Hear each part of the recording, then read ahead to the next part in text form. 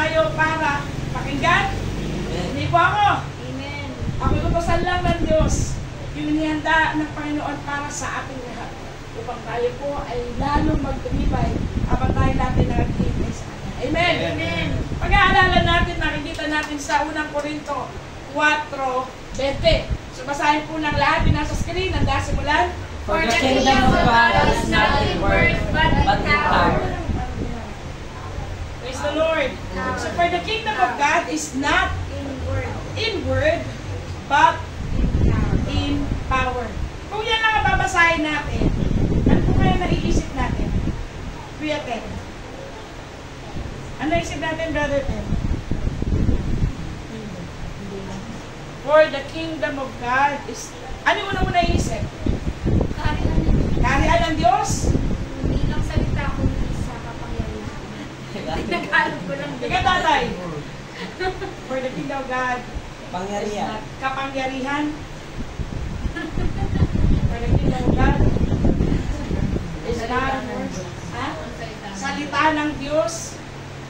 Ito ay may katotohanan. Katotohanan. Alam nyo, itong verse ito, hindi ko masyadong natuturo.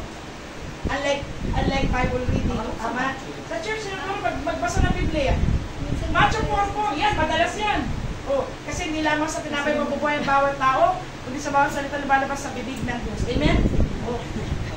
Prayer. Kailangan natin manalangin. Sabi niya, huwag kang mabalisa sa anuman, kundi iyong ipakilala, ilatag mo yung pangangailangan mo sa Diyos na may pagdaing, may pasasalamat, may mananampalataya at ang kapayapaan ni Kristo isa sa iyo. Maraming mga salita na nagtutulong sa ating pananatili sa iglesia. Ngunit alam ba natin na nung tayo makarating sa iglesia, ang dinala talaga ng Diyos sa atin ay yung kanyang kaharian. Amen? Amen. Ang dinala sa iyo at sa akin ay ang kaharian. Ano ibig sabihin ng dinala? Ibig sabihin, ipinakilala. Ibig sabihin, ipinaunawa. Ano ang kaharian ng Diyos? There is a literal place called the kingdom of God. Nasaan? Nasa ikatlong malaki. Nasa third heaven. Hindi kaya makita lang natin. Kasi ang kaya lang natin makita ay yung first heaven. Yan. Yung atmosphere na yan. Pero yung third heaven, ilang mga tao lang piniyagan natin sa makakita. Isa ron si Pablo. Sabi sa kanyang sumunod. May isang lalaki na nakita yung ikatlong man. Pinakarian ng Diyos. Kaya may sinasabi ang Biblia na sinulat din ni Pablo saan? Sa iglesia sa Korinto. Ano yung iglesia sa Korinto? Sila po yung mga tao na puspos. Masisipag sa gawain, kaya lagi naroroon ang presensya ng Panginoon. Why? Kasi maraming mga Krisyano sa Corinth ay may kaloob. Sila po yung mga baptize. Sila po yung may mga gifts. Yung Holy Spirit. Pero, piniyagan ng Diyos na ito'y masulat para sa kanila. Bakit? Dahil mayroon po gustong sabihin ang Diyos. Hindi lamang sa kanila. Kaya nga umabot sa atin to eh. Kasi gusto ng Diyos iparating sa atin. Ano ibig sabihin nun? Ang kaharian ng Diyos ay hindi lamang sa Diyos. So sabi dyan, for the kingdom of God. Yung kapangyarihan, yung majesty, yung kaluwalhatian na meron sa kaharian ng Diyos. Kasi pag pinapagit kaharian ng Diyos, di ba pag tayo bago-bago, parang ayaw natin pakinig kasi parang kakaiba yan. Weird. Why? Kasi hindi siya natural word. Hindi natural. It is a supernatural realm na ibig ng Diyos ipakilala sa iyo. Kaya medyo tayo, dahil hindi naman tayo spiritual being tayo, hindi natin maintindihan mga spiritual na bagay ng Diyos, lalong-lalo na pag tayo nagbabasa ng salita niya, lalong-lalo na pag tayo lagi nananalangin, lalong-lalo na pag tayo lumagay ng gawain. Mahirap sa ating unawain kung ano yung kaharian ng Diyos. Malapit pag-aralan.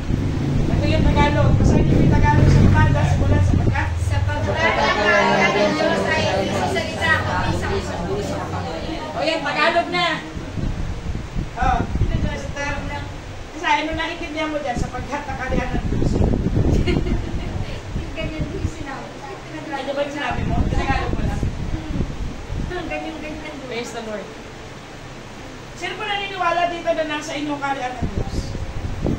Amen. Nasa kamay. Pinaniniwala nasa inyong kaharian ng Diyos. Pag wala po sa atin ang kaharian ng Diyos, hindi papasok mo lang. Okay, ulit ko yung tanong. Sino pong sumasampalataya na nasa kanila yung kaharian ng Diyos? Amen? Amen. Hindi ka nagdududa? Sure na sure? Sure na sure, amen! You need to be sure of your faith. Why? Life and death. Buhay at kamatayan, hindi lang sa ibig. Against your faith. Patungkol sa sinasampalatayanan. Kasi ang pananampalataya, yan din ang buhay mo.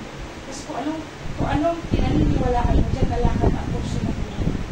Doon nalakad ang buhay mo. Kung ang pananampalataya mo, ito yung matuwid na daan, pakala na. Ito yung matuwid na daan. Pero yung isang tao, ang tingin niya, yung matuwid na daan sa kaliwa siya. Diba? Kung tayo mag-iba-iba, depende sa sinasampalatayanan mo. Pero kung tayo sumasampalataya at dumating sa atin ang kalinaan ng Diyos, yan ay isang mabuting pananampalataya. Yan ay galing sa Diyos. Amen. Ngayon, sabi niya, ang kalinaan ng Diyos ay hindi raw po tungkol lamang sa salita. Ang kalinaan ng Diyos ay ipinananatili sa mga anak ng Diyos habang sila'y sumasamba sa bahay ng Diyos. Habang sila'y dumadalo tuwing araw ng linggo, o tuwing may gawain, o tuwing may araw ng pananalangin. By the way, every Thursday po ang prayer meeting dito. Alas 7 ng gabi. Hindi raw kwentuhan ang kalinaan ng Diyos. Ibig sabihin, bawal mo magkwentuhan sa church? Pero meron siya sinasabi. Hindi sosyalan, hindi kwentuhan lang, hindi lang fellowship. Kung hindi, mayroon dapat nakikita at mararanasan sa kaharian ng Diyos na nasa loob ng iglesia. Yung iglesia ni Cristo. By the way, ang ibig sabihin po ng iglesia ay pumitong building. Okay? Ang iglesia po ay galing sa salitang ecclesia. Ang ecclesia, ang ibig sabihin nun ay mga taong tinawag palabas, people called out. So pwedeng walang bubong in church. Pwede dyan tayo sa tabi. Tayo, nandun tayo sa tabi nung yan, yung may waiting shed na yan. Nandun tayo. Kasi ikaw yung church. Hindi yung building. Amen? Ikaw yung church, ako yung church. Hindi po yung physical na building. Ang ecclesia. Kaya sabi niya, iglesia ni Cristo, meaning to say, ikaw na tirahan. Tahanan ng Diyos. Pero ikaw, kaya ka tinawag ng iglesia. Kasi pinili mo na lumabas saan? Sa buhay na ayaw ng Diyos. Sa buhay na puno ng kasalanan. Amen? Sa buhay na puno ng hindi pagpapatawad, galit, sama ng loob, kasakiman, at lahat ng mga kalayawan mo. Pag lumabas ka, papalapit doon sa kaharian at pumasok ka sa kaharian ng Diyos. You will know ang ibig sabihin sa buhay mo. Amen! Now, let's continue. Ano nga ba itong sinasabing kapangyarihan? Basahin po natin itong unang Korinto. Kasi, verse 20 po yun. Ang tawag po dito ay context principle. Pag-aralan natin, ano nangyari? Bakit nga ba pinasulat ito ng Diyos? So, verse 20 yun, atras tayo. Punta tayo ng 16. Magpalitan po tayo ng basa. Kayo muna, tas ako. Kayo muna, andas mo lang. Namamanit ko nga sa inyo na kayo'y maging mga tagatulad sa akin. 17, dahil dito ay aking sinugo sa inyo si Timoteo, na aking minamahal at tapat na anak sa Panginoon, na siya sa inyo ay magpapaalala ng aking mga daang na kay Kristo, gaya na itinutulong ko saan mang dako sa bawat iglesia kayo. Ang mga iba ay magpapalalo na waring hindi na ako mapapaliyan sa inyo. Ngunit ako'y paririyan agad sa inyo kung loloobin ng Panginoon at aking aalamin, hindi ang salita ng nangagpapalalo, kundi ang kapangyarihan. Sabay-sabay tayo, 20. Sapagkat ang kaharian ng Diyos ay hindi sa salita, kundi sa kapangyarihan. Praise the Lord, balikan ko. Ang Corinthian believers ay isang mayamang iglesia. At maraming tao doon. At maraming kaloob. Pero sabi niya, ang kaharian ng Diyos, yung pagkakatipon ng mga banal, ay hindi po naman sa salita. Halimbawa, peace be with you. Pero sinasabi mo na peace be with you, hindi nakakaroon ng kapayapaan. Kasi wala ang kapangyarihan. Amen? Naintindihan po ba natin? Ganito kasimple. Ang sabi ng Diyos, mapalad ang tumitiwala at ang buong pag-asa sa kanya, Jeremiah 17, verse 7. Pero, ang tagal mo nang tumitiwala, ang tagal mo nang umaasa, pero hindi mo makita yung ibig sabihin ng mabuting kapalaran kasi hindi nagmamanifest sa buhay. Amen? Amen. Kaya ang sabi ni Kristo, sa pamamagitan ni Pablo, sa kanyang pagsulat, sulat kasi itong epistle, itong Corinto, yan po ay sulat, sinulat ni Pablo para sa Corinth believers, na pareho din natin sumasampalataya sa Diyos, na ano, dumating tayo, pinarating sa atin ang kaharian ng Diyos, at sabi niya, ang kaharian ng Diyos dapat may pruweba. Ano yun? Kapangyarihan. Amen? Maraming believers kasi sa Corinth, kasi nasabing, ako, anak ako ng Diyos. Ako, lingkod ako ng Diyos. Ako, apostol ako ng Diyos. Pero hindi nakikita yung kapangyarihan. Ano yung sabihin ng kapangyarihan? Ang kapangyarihan ba ito? Allow me to exit here. Exit mo na ako.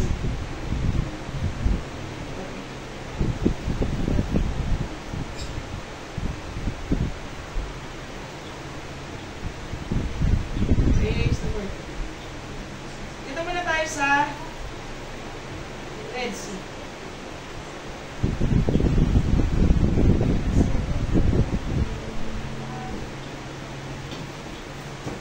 Red Sea. Ano pag pinag-uusapan, Red Sea? Ano isip talaga natin kapangyarihan ng Diyos? Pwede mong dala lang ni Moses tungkod. Ano magagawa ng tungkod? Hinati ang isang na malaking dagat. Isa ito sa talagang pinapakita yung kapangyarihan ng kamay ng Diyos. Isa to sa greatest miracle sa Bible times. Amen? Red Sea. Ano pa bang meron doon? Hindi ka na Red Sea. Dito tayo sa medyo wine in Cana. John chapter 2. Exodus 14 yung Red Sea. Exodus 14, ito John chapter 2. Yan yung unang miracle ng Panginoong Jesus. Kasi meron kasalan, pero wala nang alak. Ay, hindi alak na meron ko, wala. Ang tawag ko, grape juice. So, wala nang maibigay dun sa mga bisita. Kaya ang ginawa niya, nagpakuha ng mga tapayan, pinalagyan niya ng tubig. Take note, tubig. Pagkatapos malagay yung tubig, ibinuhos niya sa pinakuha ka ng lalagyan. Ibuhos mo yung nasa tapayan from water. Pagbuhos noong alipin, kasi nakita niya tubig, kasi sila naglagay. Pagbuhos niya, ang lumabas ay ano. Why? Kasi may kulay. Ang kulay ng tubig ay pagbuhos nila mula doon sa tapayan, naging mapula. Ito miracle, yes. Kapangyarihan ng Diyos, oo. Pero hindi ba itinutukoy ng Diyos? Hindi lang po ito. Hallelujah. Hindi ko alam kung alam niyo po itong widow's oil. Ha? Ito po yung makikita niyo sa 2 Kings chapter 4, 1-7. May isang babae. Asawa siya ng isang propeta, namatay niya yung asawa. Ngayon, nung namatay yung propeta, may naiwan ng mga utang. So, ang mga babae hindi po naghahanap buhay. Lalaki lang. Underprivileged yung mga babae. So, pag namatay yung lalaki at may utang, obligasyon niya. Bayaran. Eh, walang babayad. So, ang kukunin, yung dalawang anak gagawin at yun ang bayad. So, siya umiyak siya kay Elisha.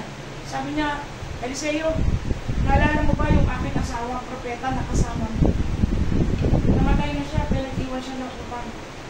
Kaya ang ginawa ni Eliseo, sabi niya, huwag ka ng mga tapayan, huwag ka ng mga jar. Sabi niya, ano kasi meron na bahay mo? Wala. Isang lalagyan lang. Isang lalagyan lang ng langis. At wala nang ganong laman. Kakaunti lang. Sabi niya, manghiram ka. At pag konti, madami. Hindi kumuha sila. Sumunod sila sa lingkod ng Diyos kasi lingkod ng Diyos. Alam nila sinasamahan ng Diyos. Kumuha sila. At yung nalagyan niya, ang liit. Ano na rin ng mga tapay, malalaki. Tuwing ibubuhos niya yung kanyang maliit na lalagyan, hindi na puputol yung tulo ng langis. Miracle of God. Why? Kasi nandoon yung kanyang lingkod si Eliseo. So hanggang maubos lahat ng kanyang tabayan na hiniram. At nung makarating doon sa dulo, tsaka lang naputol. Tsaka lang tumigil yung tulo ng langis. Miracle of God? Yes. Kapangyarihan ng Diyos, of course. Pero yung ba, tinutukoy ng Panginoon? Hindi naman. Mas ano naman itong nasa John chapter 11? Ano yan? O yung namatay? Nalala niyo si Lazarus? Oo. Si Lazarus ay malapit sa Panginoon. Kapatid niya si Martha at si Maria. Yung may kaya. Pero siya'y namatay. Yun ang problema niya, napatay si Lazarus. At 4 na araw na siya nalililig. Wala pong, ano doon, walang ini-embalsa mo. Amen. Kaya hindi pwedeng patagalin yung patay. Or, hindi pwedeng buksan yung pinaglililig mo. Kasi sisingaw. Pero, sabi ni Jesus, kaya nga ito isa sa favorite verse ko, John 11:4. Sabi niya, if you will believe, you shall see the glory. Kung sasampalataya ka, makikita mo ang glory. Bakit? Sabi ni Martha, Panginoon, huwag mong mabuksan. Habang na araw siya namamatay, ang ibig niya sabihin, Panginoon, sisingaw yung amoy. Kasi nabubulok na siya. Wala sa araw na ito. Kaya nga sabi niya, kung sasampalataya ka, makikita mo. Pagwalatin. Sabi niya, Lazarus! Lumabas ka. Patay. Lumabas siya sa kanya. Lumabas siya sa libingan. Buhay. Tinanggal yung kanyang natin. Tinanggal lang yung bago. Question. Ano nangyari din? Di ba yung mayaman din, si Lazarus din yun? Yung nakita siya sa... Kapangalan lang yun, di ba yung si Lazarus sa Panginoon? Pulubi yun. Ito si Lazarus, ito naman yung kapatid ni Martha at saka ni Maria. Iba yung nasa loob. Ngayon, ito ba hindi ba miracle ng Diyos? So, hindi pa ito kapangyarihan ng Diyos. Kapangyarihan ito ng Diyos. Amen? Amen. Pero ang tanong, yan ba yung sinasabi ng Diyos? Nakapangyarihan. Isa kasi, tayo makasal, kung gusto natin, mabubuhay ng patay. Well, kung lobe ng Diyos, hindi bumuhay ng patay. Meron po dito. Talagang halos mamamatay na. Ilang beses na yun, dumadato kay Billy ni tatay. Hinihimatay na siya, no? Tumikirik na yung mata. Pag-pray lang. Kasi maayos siya. Naatak siya every service. Gusto na siyang patayin ng job niya. Eh kaso nasunod siya ng bahay ng parang sabi ko, ay, hindi ka pwede dito. Bawal kang pumatay dito. Kasi nasa bahay ka nila. Kaya, ano siya, naihimas na siya. Minsan, ang problema, akala natin, nakarian ng Diyos. Gusto natin, yung pinapatotoo natin, yung tipong may lumabas na pera sa lamesa. Alam niya yung mga, o kayo may nahulog na, I don't know kung meron ng gano'n patotoo, na may nahulog na bigas. Sa kasada, nakaganyan ka, di ba? Sabi mo, Panginoon, tayo bigas, may nahulog sa harapan mo bigas. O kaya, sabi niya, may bigas doon. Ang gusto natin extravagant. Alam niyo po ba, may itinuturo sa salita ng Diyos na kapangyarihan. Hindi kwento. Kanina nga may naaral ko sa butot na kasi napakahusay nagsalita ng Diyos. So yung mga pinakita ko kanina, yung po Red Sea, yung si Lazarus na binuhay, yung langis na hindi napuputol, yung tubig na ginawang alak, yan po yung kapangyarihan ng Diyos, of course. Pero hindi po yan at tinutukoy po dito. Bumalik po tayo.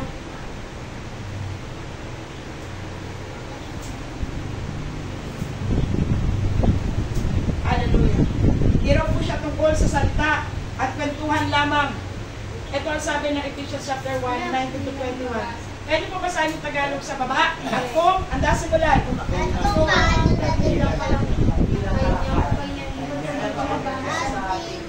Siyang palataya ayon sa gawa ng pamamagitan na may gumagawa ng Kristo. Ito ay muli sa mga patay at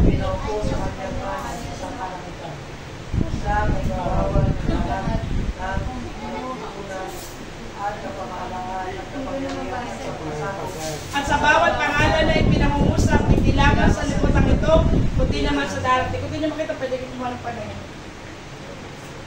Sa example natin, ang sabi niya dyan, sa English, and what is the exceeding greatness of His power towards us? Pag dumating sa atin, nung dumating sa atin ang kaharian ng Diyos, sinasabi mismo ng Diyos, meron pong dakila. Hindi lang pa sa kapangyarihan, merong dakilang kalakhan. Pinunin yung malaki na, dakilang malaki pa. Gaano kalaki yun? Gaano kapangyarihan na sinasabi ng Diyos? Merong dakilang kalakhan ng kapangyarihan na sumasa atin, na sumasampalataya sa Diyos.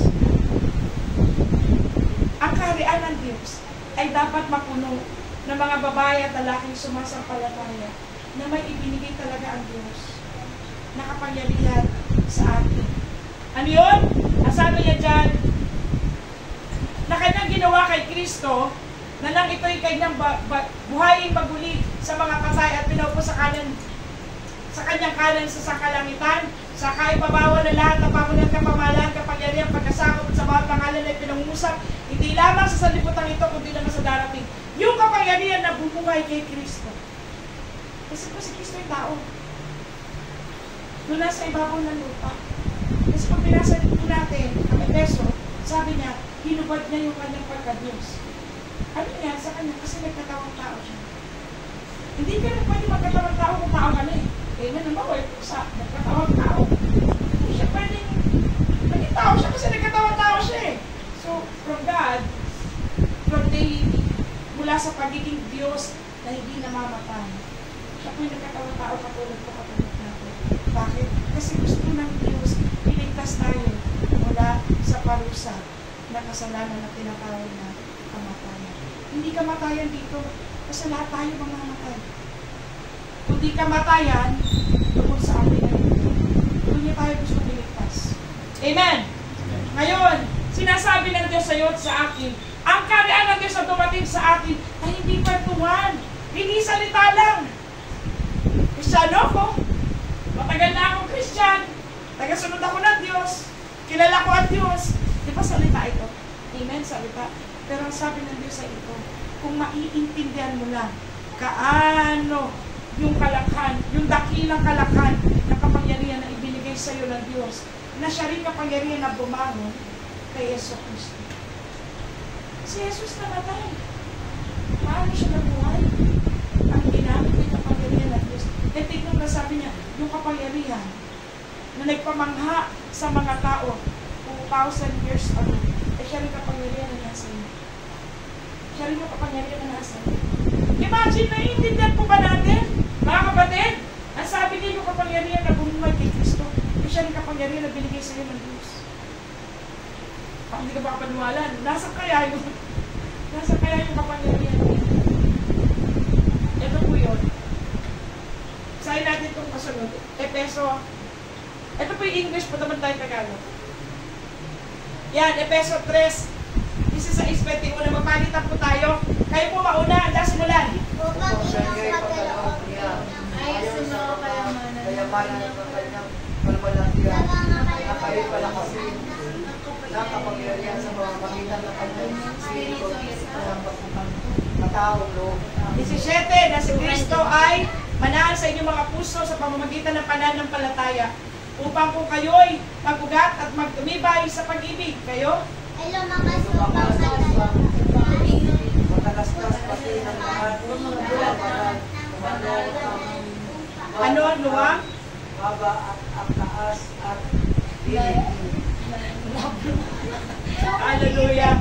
At makilala pag-ibig ni Kristo na di masayod ng kaalaman upang kayo mga puspos hanggang sa buong kapuspusan ng Diyos kayo, bete? Ayon sa mga pangyarihan, gumawa ng Sa gana ng higit sa lahat ng ating hinihingi o iniisip, ayon sa kapangyarihan gumagawa sa atin, tayo po lahat ay sumakanya nawa ang kapanatian sa Iglesia kay Kristo Jesus sa buong panahon magpakailanman siya nawa. Alam niyo po, madali lang ikot ko rin.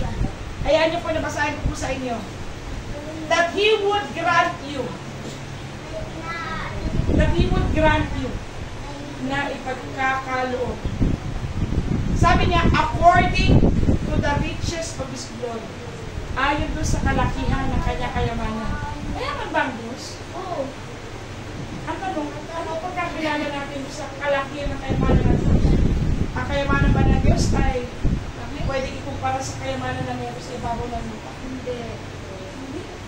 kasi nasa ibabaw ng lupa is just a little portion.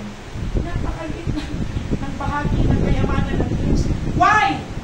Kasi po yung earth, tungtungan lang ng paa. Paano mo sasabihin niya na yung kayamanan, tungtungan lang ng paa? Amen? Amen. Pinuhin mo yung lahat ng kayamanan, pinagsama-sama ng mga, di ba lang ito may zillionaire? Milyonaryo. Tungtungan lang ng paa ng Diyos. Eh, yung Diyos na sinasabi sa Biblia, siya yung Diyos na nagbigay sa iyo ng kapangyarihan ng mga tunay na kayamanan. Hindi ka pa ng paa. Hallelujah.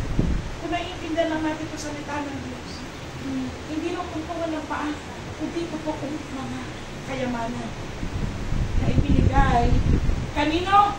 Sa mga mananampalataya lamang. Mananampalataya. Sabi niya, He would grant you. Pagkakalooban ka niya, itong hindi mo masukat na kayamanan to be strengthened with might by Spirit in the inner man.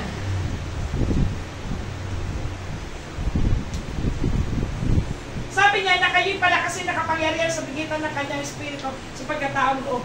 Yun pala yun. Akala natin, ang kapangyarihan na sinasabi ng Biblia ay yung malaking building, malaking TV ng church, maraming upuan, may aircon, may kainan pagkatapos. Mga kapatid, ano yung sinasabi ang kaharian ng Diyos ay dumating sa iyo na may kapangyarihan? Ito, tingnan niyo po una. Na kayo'y pala kasi nakapangyarihan sa pagitan ng kanyang Espiritu sa pagkatawag ko. Ang kapangyarihan ng kaharian ng Diyos ay Espiritu ng Diyos. At dumating kasi ang Espiritu ng Diyos. Para ano? Para palakasin ka. Ibig sabihin, meron kang kapangyarihan ng Diyos kung ikaw ay tumatapat. At hindi habang lumalaon ng panahon, ikaw ay nakihina. O kaya ikaw ay tumitigil. O kaya ikaw ay nawawalan na loob. Tingnan niyo po yung nasa screen. Sabi niya, ito yung kayamanan ng kanyang kalwalhatian ay pagkakaloob sa inyo. Kayo'y palakasin ng kapangyarihan. Kayo'y palakasin ng kapangyarihan. Hindi kayo basta lalakas, hindi ako basta lalakas ng anuman. Na pakikipagkwentuhan lang. Kundi ang totoong kaharian ng Diyos. Pag dumating po sa atin, dapat tumitibay tayo. Then take note. Pag pakiramdam mo, hindi ka tumitibay, baka hindi dumating sa iyo kaharian ng Diyos. Baka pumapasok ka lang sa bahay. Pero hindi talaga nakarating sa iyo kaharian ng Diyos. Naiintindihan po ba natin? Amen. Sa totoo lang, ito mga ganitong hindi gano'n natutulong kasi malalim po ito. Pero ito, ibig ng Diyos malaman natin. Na, ito po yung kaharian ng Diyos. Anong ginagawa ng kaharian ng Diyos? Sabi niya rito, na si Kristo ay manahan sa inyong mga puso sa pagitan ng pananampalataya. Ano ang kaharian ng Diyos na may kapangyarihan? Na mapatira natin si Kristo. Ilang mananampalataya nasa loob ng kulungan. Meron ako doon isa. Nagpatotoo siya. Isa raw siya. Pero nakakulong siya. Mga kapatid, ano yung kapangyarihan ng kaharian ng Diyos? Kapangyarihan para mapatira mo talaga. Mapatira mo na totoo si Kristo. Kasi pag napatira natin totoo si Kristo sa puso natin, lalayo po tayo sa lahat ng anyo na masama. Hindi natin ipagpapalit ang gawain ng Diyos sa anuman, sa kaunting halaga, sa isang araw na saro. Kaya sa totoo lang, kapangyarihan po ito ng kaharian ng Diyos. Amen? Amen. Ang tanong, tunay ba nakarating sa iyong kaharian ng Diyos? Na nakaupo si Kristo ngayon sa puso natin? Kasi kung nakaupo si Kristo, ibig sabihin siya masusunod. Now, let's stop. Evaluate natin buhay natin. Pag tayo nagsasalita, si Kristo ba na nagmamanifest pag tayo nagsasalita? Malalaman mo kung si Kristo, pwede mabasa ang Bible. Kasi si Kristo ay ang bunga ng Espiritu Santo. Meron siyang joy, meron siyang kagalakan, nagagalak siya, hindi siya malulungkuting tao, nagagalak siya. May kapayapaan siya, siya ay nagtitiis. Nagtitiis! Hindi reklamado, nagtitiis. Siya ay mabait. Mabait ba? Siya ay mabuti. Iba po yung mabait sa mabuti. Yung mabait, kind. Mahilig magbigay. No question asked. Pero yung mabuti, iba. Ang mabuti, sumasaway kapag ito. May mababait, hindi kaya sumaway. Tama? Kasi sabi hindi mabait daw ako, bawal ko siya sawayin. Iba yung level nun, mas mataas yung level ng mabuti. Kasi yung mabuti dapat, mabait din siya. At the same time, kaya niya magsaway kapag hindi ginagawa ng parang sa paligid. May pagtatapat, nagtatapat. Kahit umuulan. Gumagawa ng daraan. Yun ang tapat. Ang tapat ko kasi ito, rain or shine. Nakikita mo sa gawain ng Diyos. Ibig sabihin, nakarating niya ang kaharian. Bakit? Ang kapangyarihan ay nakaupo si Kristo. Eh paano? Lagi nawawala sa prayer meeting. Kung anday lang, inaantok. Kailangan natin malaman kung dumating ba talaga yung kaharian ng Diyos sa atin. Kasi nakaupo si Kristo. Alam niyo po, madaling sabihin, Kristyano ako, madaling sabihin, nagsisimba ako. Nagsusugal ka pa ba? Dalian ko na lang. Nagsisimba ulit ka ba? Wala nga amin sa atin. Kaya minaklang tayo ng kanya-kanyang gawa ng kasunod. Diba? Ngayon, ito po yan. Pagkakarian ng Diyos dumating sa atin, mapapaupo si Jesus. At pag nakaupo si Jesus, paghaharian na tayo. Amen! Walang kaharian na walang hari! Amen! Walang kaharian na walang hari, kaya nga kaharian! Kung dumating sa iyong kaharian ng Diyos, dapat nakaupo sa iyo, sa kalooban mo, yung kulay na hari ang pangalan ng Jesus Christ. Amen! Parang pakaganda natin na. Ito po, totoo lang, isa sa revelation. Ito po yung daan, paano totoong magbago ang buhay. Para hindi tayo magulat kapag kumarap tayo sa Diyos.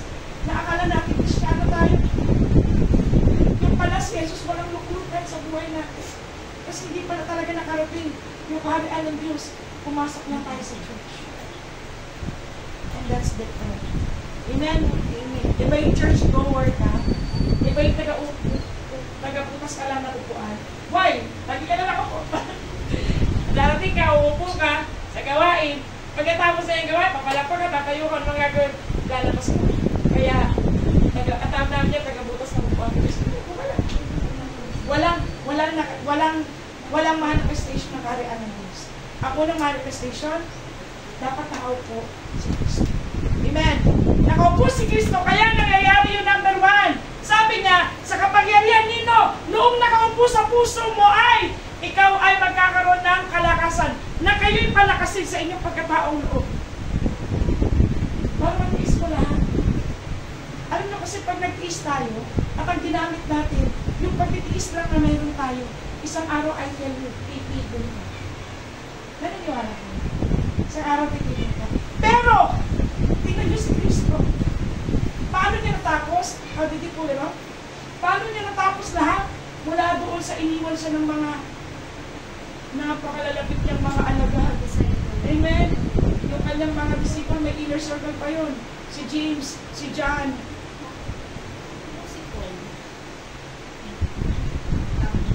Si James, si John, at saka si Peter. Pero iniwan sila. Iniwan siya. Ang hindi pa nung may Peter. Ano yan? Hindi. Tinatuwa pa siya. Ibig sabihin, pinagkaila siya. Hindi mo siya kilala. 3 times. Isa naman, binenta siya sa 30 pieces of silver. Ang daming nalagpasan ng Panginoon. Kasi hindi siya nag-tiis na dito sa laman. Yung kanya niya pag-tiis. Kasi gumagawa yung kapangyarihan ng Espiritu ng Diyos. Amen? Ulitin ko, tao si Jesus nung nasa ibabaw ng lupa. Kagaya mo kakain. Kagaya ko. Paano nangyayari na matagal tayo magpatawa? At si Jesus napakabilis magpatawa.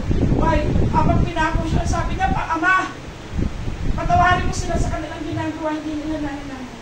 Gaano kabilis magpatawad? Habang ginagawa nila yung masama, pinatawad na sila ng Diyos. Ni Jesus. Paano niya nagawa ang kapangyarihan ng Espiritu ng Diyos? Kapag napaupo mo sa iyong puso, si Kristo, then dumating talaga sa iyo ang kaharian ng Diyos. Amen! Amen! Naiintindihan na po natin. Amen. Kung totoong naupo si Kristo dito sa puso natin, talagang pagkaharian niya tayo, makikita mo ang bunga ng iyong buhay. Una, malakas ka sa loob. Hindi ka mahina. Hindi ka mahinang tao. Na madali kang nagtutulak ng mga problema. Kung nakita ka ng problema, ayoko na. Bahala ka na dyan. Bahala ka na, Lord. At sa talagang sa sobrang overly use yung bahala ka na Panginoon. Kasi walang makita yung tao na kalakasan sa Kanya. Pwede pa kasabi niya, pag dumating sa iyo ang totoong kaharian ng Diyos, palala kasi kita sa loob. Alam niyo po ba ang relasyon kay sa Diyos? Partnership. Hindi, bahala ka na Panginoon. Binigay mo na lahat sa Kanya, hindi po ganon. Pinagpapala ng Diyos yung gumagalaw ang kamay. Hindi pinagpapala ng Diyos ang tamad. Amen? Amen. You read Deuteronomy chapter 28. The whole chapter. Sabi niya, pagpapalain ko ang gawa ng iyong mga kamay. Hindi sabi, pagpapalain lang kita. Sit ka lang dyan, kung wala dyan. Basta pagpapalain kita. At anong gawin mo dyan? Hindi. Hindi po yung kaharian ng Diyos. Baka kaya nahihirapan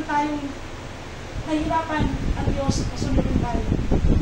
Kasi baka yung kaharian ng Diyos hindi talaga nakarating sa atin. Kasi ang kaharian ng Diyos may kapangyarihan na pasunurin ka.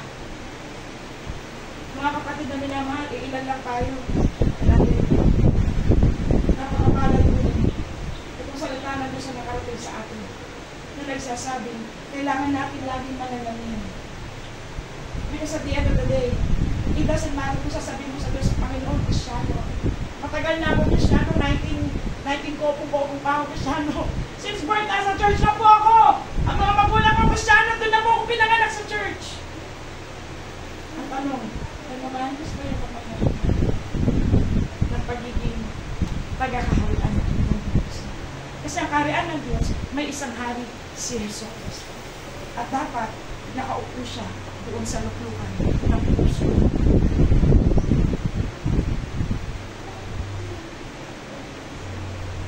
Hallelujah. Counting ilang verse lang po ito. Why? Kasi napakaganda nito. Actually, iba yung message ko noon about the kingdom of God, the power. Ang tinuro ko noon, pagpapagaling, paglayas, pagpapagaling, pag-alis ng mga utang. Kasi alam mo yung literal na nakikita mo talaga yung meron ka sa God. Pero grabe yung nakita ko sa Biblia. Oo nga, hindi lahat talaga merong luklukan ng Diyos sa puso nila. Tama ba? Kasi kung totoong nakaupo si Jesus, at ang gagawin mo lang ay mamaya mababasa mo. Sabi na lipat tayo, sabi niya rito, upang mo kayo mag-ugat at magtumibay sa pag-ibig. Ano yung kapangyarihan na kaharian ng Diyos? Siya po ay hindi lamang nagpapalakas sa kalooban natin, kundi bibigyan niya tayo, patutubuin niya yung ugat sa atin. Para alam niyo yung ugat? Naalala niyo ba? Sabi ng Mateo, may 2 bahay, pero magkaiba ng tinungtungan. Yung isa nilagay sa batuhan, yung isa nilagay sa buhanginan. Parang dinaanan ng malakas na hangin, dinaanan ng malakas na ulan. Yung isa, nagiba, yung itinayo sa buhanginan. At katakot-takot yung kanyang pagkabagsak. Pero yung nasa bato, nakatayo pa rin. Bakit? Parang tayo. Sabi ng Biblia, parang nagiging gaya ka ng puno. Yung tumitiwala, tumaas sa Panginoon. Jeremiah chapter 17. Pag tumitiwala ka, kasi si Jesus yung nakaupo sa trono. Kahit hindi pa dumarating yung scholarship mo. Alam mo, bahala ang Diyos. Kasi may ugat ka. Kasi walang puno na nanatiling puno na walang ugat. Walang kilalang puno na walang ugat. May kilala ka ba? May ano ba ba? Okay. Hindi ko sinasabi paninit na halaman na ang sabi ko puno. May kilala na po ba kayo? May ano po ba kayo na discover puno walang ugat? Ikaw brother, sa dami ng alam mo, may alam ka bang puno na walang ugat? Intindihin po natin yung ating naririnig. Kung si Kristo talaga, yung kanyang kaharian tumating sa'yo, mag-uugat ka. Hindi mo titignan yung mga bagay nakikita lang ng mata mo. Kasi nakatanim ka na. Nakatanim ka na. Hindi ka naluyugin ng mga tao sa paligid mo. Kung sila umaayaw, hindi ka sumasama sa kanila. Kasi nakatanim ka. Amen! Kasi may ugat ka. Nakakapit ka sa isang pundasyon. Ang tawag ay si Jesus. Kasi si Jesus ay siya yung iyong sandigan. Siya yung malaking bato mo. Nakalagay po dyan, hindi ka lang mag-uugat, Para sa napaghugat, para tumibay ka sa pag-ibig. Ano po ang pag-ibig? Yung pag-ibig na totoo nagpapabago po sa atin. Yung pag-ibig na nagpapabago sa atin. Why? There is no fear in love. Yung pag-ibig na pinarating sa atin sa magitan ng harian ng Diyos ay pag-ibig na walang takot. Bakit may takot? Kasi may condemnation. Kasi alam natin hindi tayo makaalis sa sumpa ng kasalanan. Kasi tayo makaalis sa sumpa ng bisyo. Hindi tayo makaalis sa sumpa ng sakit ng loob. Sama ng loob, galit, hindi pagpapatawad. Ilang taon na tayong Kristyano, binabalik-balikan ko pa rin yan. You keep a record of wrong. Then that's not agape love. Then that's not the love of God. Nadala-dala ng kapangyarihan na kaharian ng Diyos. So kapatid, this is a very good time to evaluate. Pero kung makapag-anak hanggang ngayon, naalala mo pa yung sala niya. Pero tawag mo sa sarili mo siya.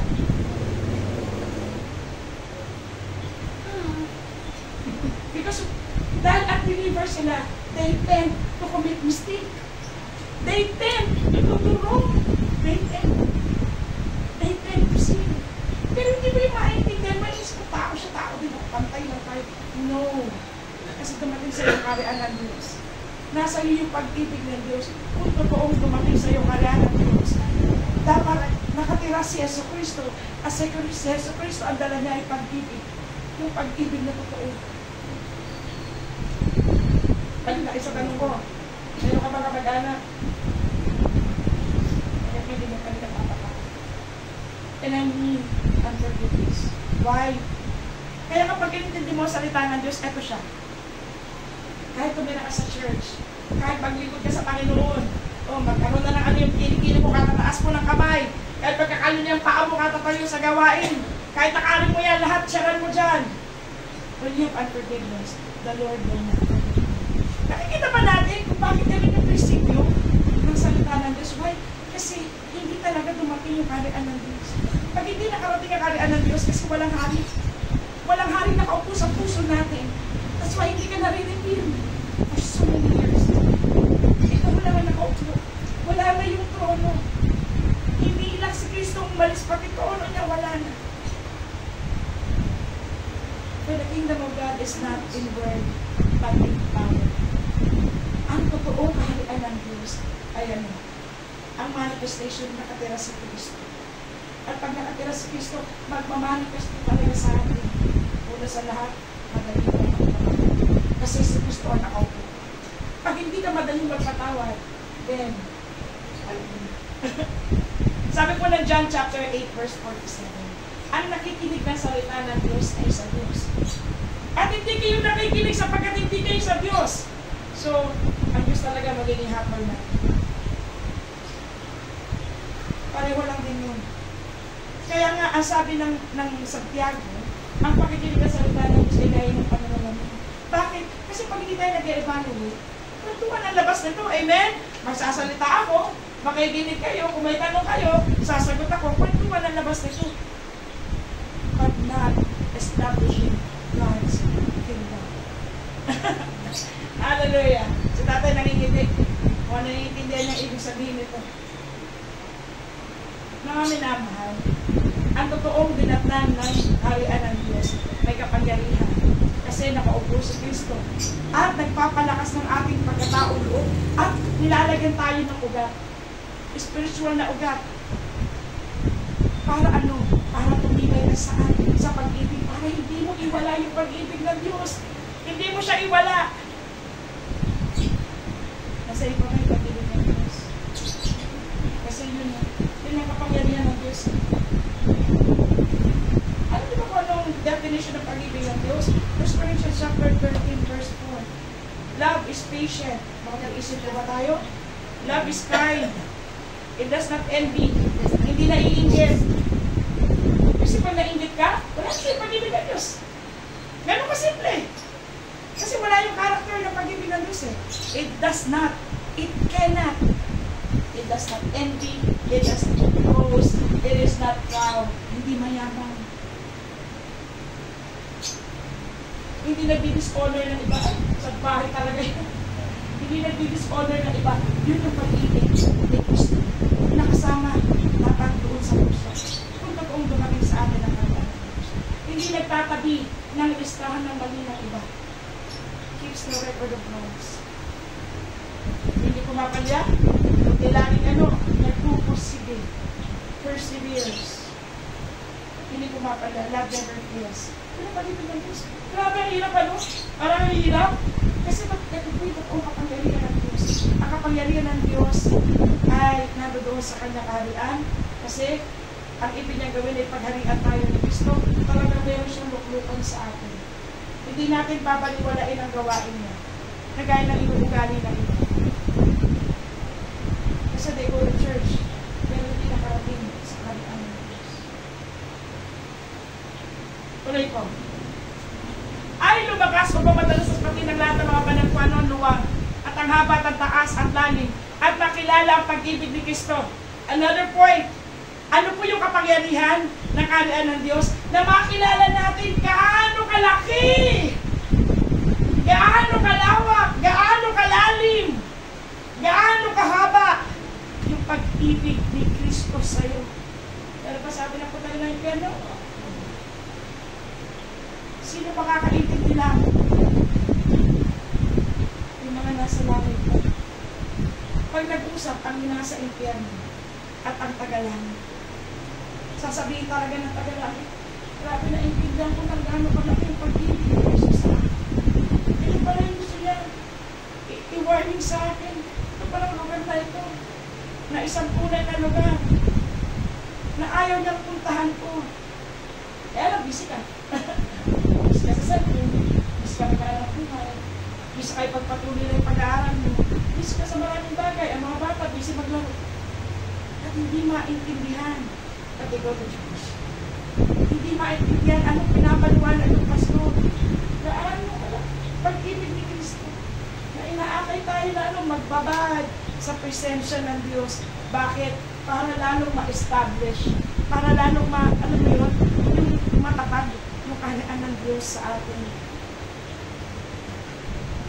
Naranasan nyo na ba na, bawa, if you've been to a church, matagal na kayo doon, kung nalakad ng pastor, lakad nyo rin. Kasi lagi kayo magkasama. Sa totoo lang, hindi pastor na ginagaya si Kristo. Amen? Bakit nabanggit ni Pablo? Imitate me as I imitate Christ. Bakit ano yung ibigas mo kay Pablo? May ibigas ka ba kay Pablo? Na pinabayaan niya? Na hindi niya sinunod kay Kristo? Iniwan niya yung pagiging mayaman niya. Alam ba natin yun? Mayaman po si Pablo. Saan siya pumunta? Sa mga dukha. Para magwagi ng kaluluwa. Kasi, naranasan niya yung gutom. Ang mayayaman, hindi ko nagugutom. Amen? Pero tinis niya yung gutom kahit si Kristo na yung naglahad. Kasi tumating sa kanya ang tunay na kaharian ng Diyos. Hallelujah. Nakikinig pa po ba? Nasabi po rito, pag nakilala natin yung pag-ibig ni Kristo, yan po yung kapangyarihan na gumagawa ng lubang sagana ng higit sa lahat ng ating hinihingi. Okay, punta na tayo doon sa punto. Ang gusto natin kasi itong 20, ay itong 19. Na kapag humingi ka, anday lang. Itong verse 20 ng Epeso, na kapag humingi ka, ang sabi ng Biblia, higit pa sa sinasabi mo, ibibigay sa iyo ng Diyos. Pumunta ka muna ng verse 16. Kailangan dumating muna yung kaharian ng Diyos. Kailangan sa kaharian ang nakaupo lang yung isa. Hindi pwedeng share kayo ng throne ng Diyos. Kailangan siya lang. Si Kristo lang yung nakaupo. Kailangan mag-manifest na lumalakas ka sa loob mo. Tumitibay ka kasi meron kang ugat. Gaya ng puno. Nabubuhay, nananatili. Kaya ang mangyayari sabi niya, dahil sa kapangyarihan nangyari doon, na si Kristo ay nakaupo sa iyong kalooban, gagawa siya ng lubang sagana na higit sa lahat ng ating hinihingi o iniisip ayon sa kapangyarihan gumagawa sa atin. Bigyan ko sample. Nag-pray ako sa Panginoon. Pero talaga, miracle of God to. Napaka-imposible mangyari. Hindi ko ito makakalimutan kasi, binuhin mo, umili lang ako sa Diyos. Para sa iba, simple, payong. Punta ako ng Makati, mag-apply akong trabaho. Medyo, alam mo yun, nakakalimutan ko yung hawak ko, lagi kailangan may pag ako, doon nakalagay yung gamit ko. Ayaw ko bago. Nasa seguran ako ng mister ko. Dahil mahilig akong bumili ng gamit. Pero ako rin nagbahala. So yung payong na yung bago. Pag bumako ng bus, sa Makati po, hindi ito magulo ng ruta. Napaka-organized ng Makati. And most of the time, kung saan ka pumasok, hindi ka doon lalabas, iikot ka. Pinabaka ko sa isang parang, hindi ko ang tawag doon, parang circle siya. Tapos yung bus pa ganun. Pero imagine mo, ito yung pilon, doon ako pinaba. Yung bus pa ganun. Pagkababa ko ganyan, na-realize ko walang hawak yung kamay ko, naku, napitarong ko yung payong. Sabi ko agad sa Panginoon, yung payong ko. Pagagalitan ako na asawa ko pag-uwi. Maniniwala kayo, yung bus, hindi ko alam kung saan siya dumaan. Umikot sa I don't know, pero tumapas siya mismo ulit sa tapat ko. At bumaba yung konduktor, ang sabi niya, Miss, tayong mo. You see? More than you ask for. Patirahin mo muna si Jesus. Doon, sa luklukan ng puso ko. Gusto mo trabaho? Yung trabaho na babayaran lahat ng utang mo. Yung trabaho na kaya niyang abutin pati mga kamag-anak mo. Parang tingin ko muna totoo yung kaharian ng Diyos. Kasi may isa lang hari, si Jesus. Pag dumating si Jesus, paghaharian niya yung puso mo, nakikita mo higit sa iyong hinihingi. And itong payong na ito, isa lang ito, sa napakadami nililingkos sa Panginoon na sobrang dakila. Have you asked, tumigil ang ulan? Kasi magtitinda ka. I did. Ilang beses, siguro mga 3 times. Why? Nagreklamo ko, nababasa ako ng ulan. Ayaw ko marayuma. Kahit bata ako, mararayuma talaga ako. Mapapasma ako eh. Init-lamig. Eh yung ulan, di mo naman basta mapatigil lang kasi season ko eh. And the Lord taught me. Pag nasa yung kaharian ng Diyos, magiging matalino ka. Hindi ka aalis ka sa pagiging reklamadora. Kundi gagawin ka ng matalino. Sabi niya, ask. Hindi ka nalulugod kasi hindi ka humihingi. Hindi ka humihingi kasi hindi mo alam ba humihingi. Kung humihingi ka man, humihingi ka ng masama. Hindi ka humihingi ng ayaw sa nasusunod sa aking salita. May step. You see, at yung kaharian ng Diyos, ang kaharian ng Diyos ay revelation of God's kingdom. Maraming Kristyano, hindi makaalis kung sa kanilang kalagayan. Why? Akala lang nila, when you go to church, okay ka na. No. Kailangan mong tanggapin. Ang totoo si Jesus, nakaupuin mo siya. Kasi pag nakaupo siya, marami kang maiintindihan. Look, nangyari na bibigay niya ng lubas sa gana, hindi kami yung hinihingi. Ayon sa kapangyarihan gumagawa sa ating take note. Nasaan na yung kapangyarihan? Nasa kamay ba ng Diyos? Hindi. Ibinigay niya na sa iyo. Sa iyo daw gumagawa yung kapangyarihan. Bakit? Kasi pinaupo mo siya. Dito sa luklukan ng puso. Amen? Amen. Kaya kapag nakita mo yung Philippians 4:13, I can do all things through Christ which strengthens me. Because you can. Marami kang magagawa. Marami kang magagawa. Para sa amin. Kasi nakalukulok siya. Eh walang imposible sa Diyos. Ang sabi ng Jeremias. I think 32:17. Is there anything too difficult for me? Ano naman mahirap? Dati wala kami kuryente. Chapter lang kami. Pinakamahal kong bill, 8,000. Inukupa ko yun nun. Binibigyan ako pambayad ng Panginoon. Never ako nalit. Pero hindi lang yun. May kapayapaan ako, alay mga katrabaho ko. May pambayad sila, pero walang kapayapaan. Pambayad lang yun. Ang inaalok ng Diyos ay pagpapala na walang kasamang kabigatan. Amen! Amen. Pero pakaganda natin ng Diyos. Hallelujah! Sabi ng Diyos, ang kaharian niya ay may dalang kapangyarihan. At hindi siya mabubuhay lang sa ito. Sabi ko sa'yo, magbabago ang buhay mo. Dito pa rin ang Diyos, magbabago talaga ang buhay mo. Patirahin mo muna siya sa puso. Amen? Amen. Tuloy natin. Hallelujah. Para kanina, aga ba? Tignan niyo itong Romans 15:30. Puspusin nga kayo ng Diyos sa pag-asa ng buong kagalakan kapayapaan. Pag sinabi ko yan sa inyo, kwentuhan na labas yan. Mapuspus ka ng kapayapaan, Tatay Boy. Mapuspos ka ng pag-asa na merong ano, kagalakan at kapayapaan sa pananampalataya. At ano ba pag umalis ka ng church pagkatapos sa service, talaga ba napuspos ka ng kapayapaan, yung pag-asa na yun, na merong kapayapaan, sabi mo, ako, ano mangyayari?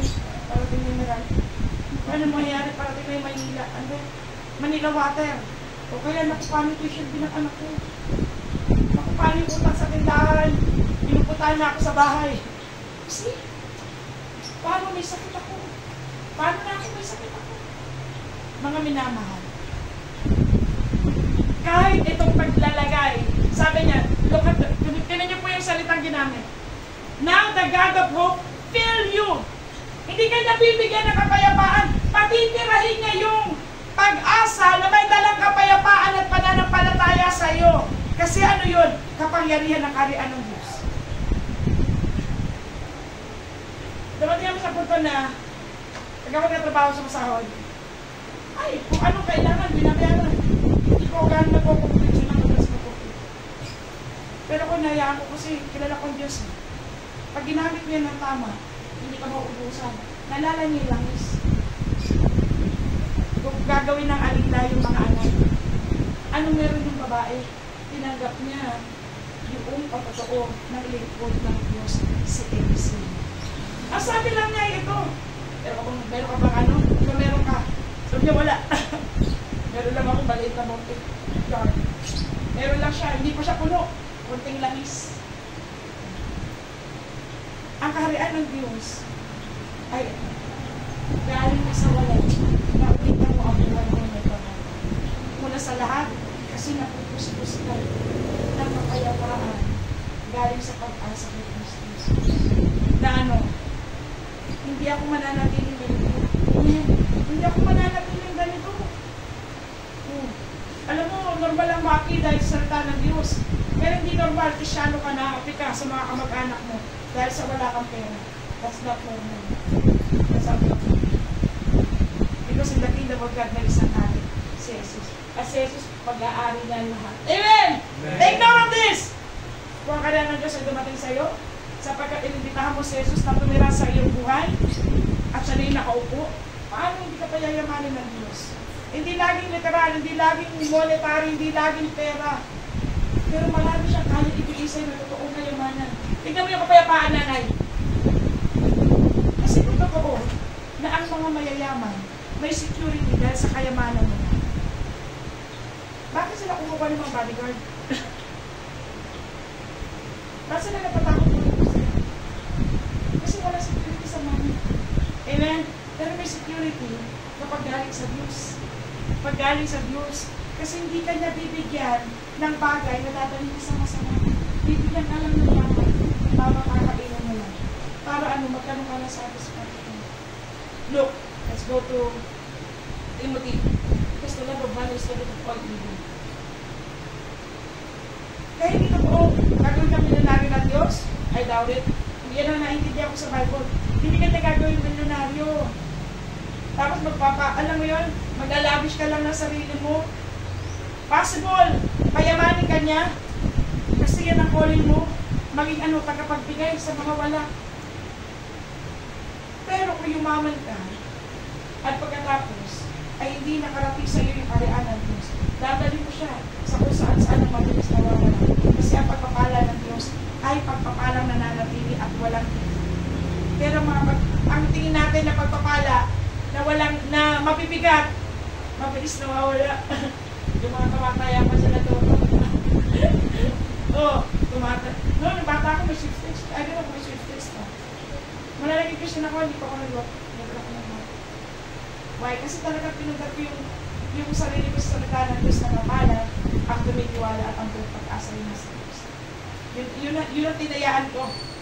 Yun ang tinayaan ko. Yung Jeremiah 17:7 na magkakaroon ako ng mabuting kapalaran hanggat tumitiwala ako sa Diyos ko.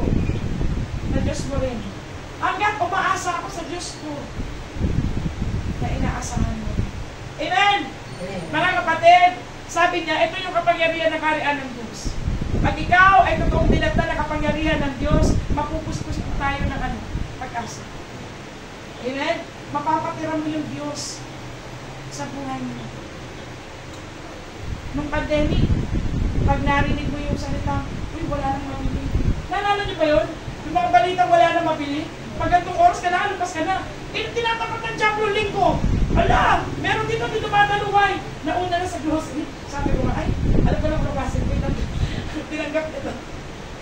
Takot maguto. Alam niyo, mag-share ako na isa lang. Bago po nag-pandemic, trabaho namin. Ako lang po naghahanap buhay sa pamilya namin. Wala nang iba pa. Ngayon, pag ako nawala ng trabaho, hindi rin madali makakatrabaho sa ko kasi overage na siya dito. Dati kami doon sa factory sa Olongapo. So, tapos alam niyo, hindi naman matas pinag-aralan, hindi naman ako graduate ng college. So, alam niyo, talagang isipin mo na, magsisimula siya sa scratch, maghahanap talaga siya. Nahirapan. So, ngayon po, nangyari, noong pandemic, nararamdaman na namin, ay bago mag-pandemic, mga December, yung issue ng China, naku, grabe yan, araw-araw narinig ko sa kusina. Yung mga katrabaho ko, natatakot na yung issue na mawala sila ng trabaho. Eh ako, wala akong internet, wala rin akong laptop, wala akong computer, wala akong lahat. Dahil inulang ko ang Diyos. Kasi dumating na yung kaharian ng Diyos. Kasi napanatag na ako sa Panginoon. Na Panginoon, pag ako natanggal dito, ibig sabihin ka loob. Kasi ang gagawin ko lang, mag-deliver ko sa'yo. Kasi ang gagawin ko lang, titiwala ako sa'yo. Kung ano narinig ko sa mga katrabaho ko, bahala sila. Basta ako, titiwala ako sa'yo. Kasi kilala ko yung Diyos. Kasi nasa pinataya na. Mismo Sunday, unang araw ng pandemic. Ibig sabihin unang araw, yung unang araw na bawal nang lumabas. Sunday yun eh. Nag-announce na ano na po yung pandemic.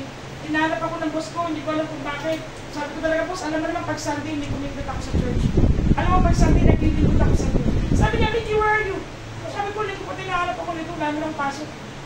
Yung pala sabi niya, Mickey, hindi ba alam, may laptop ko sa work? Lo! May laptop ako! Eh kung ako, natakot. Baka namutan ako para makabili ng laptop. Makatrabaho lang ka. Ako hindi, stay put lang ako. Kasi may ugat ako eh. Amen? Kasi may ugat ako sa Panginoon eh. Kasi noon pa man din ako pinababayaan ng Diyos. At dahil na pinababayaan ng Diyos, damay pamilya ko. Matadamay din pamilya mo sa mabuting kapalaran. Pag nag-ugat ka sa Panginoon. Amen. Si Pastor, nagkaroon ng laptop. Meron pa akong internet. Wala akong internet. Wala pa ka natin pa rin mo. Alam ko nga, sabi ko nga, gusto niyo ng encouragement. Umupo kayo, sisyakan ko kayo. Nakakagalit. Why? Sabi ko sa Panginoon, ang buhay na ito, wala pa makikinabang ito kung di ikaw. Pinakita mo ng tao, gusto ko ikaw nakikita. Yung kalwalatian mo, Panginoon, na totoong buhay ka, na kaya mo talaga magbago. Ng mga tao, kaya mo rin magpagaling, kaya mo mag-alis ng lahat ng Diyos. Ang kapangyarihan ng Diyos ay ito. Pag ba tayo nakikita ng mga kapwa natin, nakikita ba nila si Kristo? Kasi nakaupo siya, imposible namang nakaupo si Jesus. Ano mga kapatid, tingin sa akin, pagtsagaan niyo ako, nakaupo si Jesus sa luklukan niya. Pero hindi nakikita sa buhay natin si Kristo. Like, pag nagsalita tayo, ang layo kay Kristo. Jeprox na kayo magsalita with matching mura. You know what? Gusto niyo talaga makaganda. I just invite you. Lord Jesus, I want you to be my King. The King of my life. Ito yung puso ko. Gawin mong trono mo. Paupo ka sa trono mo, Panginoon. Pagtatalala pa sa bibig ko, dadaan muna sa'yo. Lahat ng dadaan sa isip ko, dadaan muna sa'yo. Kasi siya yung hari. Amen? Ang kaharian ng Diyos may kasama ka Panginoon. Pero po siyang pag-asa na pinadala ng Diyos sa atin. Isa ko na lang, dahil din dito ay lagi namin dinadalaan kayo. Sabi ni Pablo, sa Thessalonians, ito po yung Thessalonian Church. Sabi niya, upang kayo aliin dapat ng ating Diyos sa pagkatawag sa inyo. At ganaping may kapangyarihan. Again, sabi niya, and the work of faith with power. Hindi tayo pa sa sumasampalataya. May nakalakit sa pananampalataya natin. Anong tawag doon kapangyarihan? Bantay kay Lazarus. Ang sabi ni Jesus kay Martha, if you will only believe, kung sasampalataya ka lang, makikita mo kalwalatian ng Diyos. Kasi meron pong kapangyarihan na inilalagay ang Diyos sa pananampalataya. At ano yun, makita mo ang kalwalatian ng Diyos. So nakita niya, si Lazarus patay 4 days. Ibinago ni Kristo. Paano? Sabi natin faith. Yung faith po, may power. Hindi mo minamali yan. Kasi kung totoong nakatira si Kristo, na dumating sa iyong kaharian ng Diyos, you know what it means to have faith. You know what it means to believe. Ulitin ko, hindi po ako ganitong tao na ako nagsimula. Ako'y taong matatakotin. Ako'y taong maraming insecurity. Ako'y taong maraming problema sa buhay. Ako'y tao na walang masasandalan, walang pagbulan. Puro liabilities. Nung dumating ang kaharian ng Diyos, binalento niya, Tagalog, he turned my life upside down. Talagang pinaog niya. Hindi ko na makita yung dating buhay. Why? Because I decided to follow Jesus. Nung dumating yung kaharian niya, I decided that He will be the King of my life. Hanggang huling niya ng buhay. It's up to you. Kaya din ang gusto niyo maging, alam niyo, deal ng buhay ninyo. Amen! Amen. Sabi niya rito, meron po kapangyarihan, kung po sa kanilang panataya, that the name of our Lord Jesus Christ may be glorified in you. Ano yung kapangyarihan ng kaharian ng Diyos? Pag dumating talaga sa atin ang kaharian ng Diyos, mapapangalan mo ang Diyos. Hindi po, ano yun? Hindi po ipapahiya ang pangalan ng Diyos dahil sa buhay natin. Tayo po ba nasabihan ng, saan ba yan? Diba? Mga minamahal, nasakit mo sa Panginoon. Ang sabi nga ng Panginoon, kilala mo ba si Job? Wala kagaya sa baba ng lupa, madasalin, masipag sa kabananan. Ang sabi ni Lucifer, sabi ni Satanas sa kanya, hindi, pinagpapala mo siya. Galawin mo lahat ang kanyang pag-aaral, kundi kanya itakwil ang mukaan. Pinarangalan ng Diyos si Job. Tayo ba? Pag tayo nababanggit, napaparangalan ba ang Diyos? It must be. Pruweba, proof, na kaharian ng Diyos totoong dumating sa atin, napaparangalan dapat ang Diyos sa buhay natin. Amen? Amen? Ulitin ko. 4 lang ang gamit ng salita ng Diyos. And this is God's word. Hindi ko po ito salita. Maski ako, nag-aaral ako sa Panginoon na Holy Spirit ko. Hanggang ngayon, nakakarinig ako ng salita. Magturo. Madali lang makinig ng pagtuturo, teaching. Pero sa saway, umaaral na. Correction lalo na. Kasi yung review ko, sasabihin nyo mali. Correction, sasabihin ko yung dapat yung gawin. Amen.